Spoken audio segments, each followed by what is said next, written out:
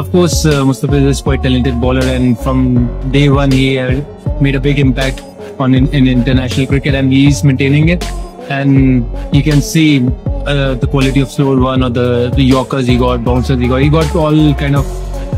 শুধু ফাইনালের জন্য পাকিস্তান দলে মুস্তাফিজকে চাই। এশিয়া কাপের ফাইনালের আগে একই বলল সালমান আলী আগা। দর্শক বিস্তারিত জানতে ভিডিওটি না টেনে একেবারেই সম্পূর্ণ দেখতে থাকুন।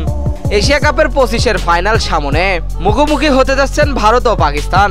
টুর্নামেন্ট জুড়ে দারুণ লড়াই হয়েছে, তবে সবচাইতে বেশি আলোচনায় আছেন বাংলাদেশের তারকা মুস্তাফিজুর রহমান। সুপার 4-এ দুর্দান্ত বল করে একাই ম্যাচ ঘুরিয়ে দিয়েছিলেন তিনি। বিশেষ করে ডেথ ওভারে তার কিপটা বোলিং ভারতের মতো শক্তিশালী ব্যাটিং লাইন আপকেও চাপে ফেলে দেয়। এবারে সেই মুস্তাফিজকে নিয়েই মুখ খুললেন পাকিস্তানের অধিনায়ক সালমান আলী আগা। ম্যাচের আগেই সংবাদ সম্মেলনে তিনি বললেন, আমি শুধু চাই ফাইনালের জন্য মুস্তাফিজকে আমাদের দলে। ওর কাটার আর সোলার যেভাবে ব্যাটসম্যানকে ভোগায় সেটা সত্যি খুব ভয়ঙ্কর। তিনি আরো যোগ করেন, ভারতের বিপক্ষে ফাইনালে যেতে হলে আমাদের দলে মুস্তাফিজকে লাগবে। ওর বল আমি সব সময় দেখেছি দুর্দান্ত বল করে।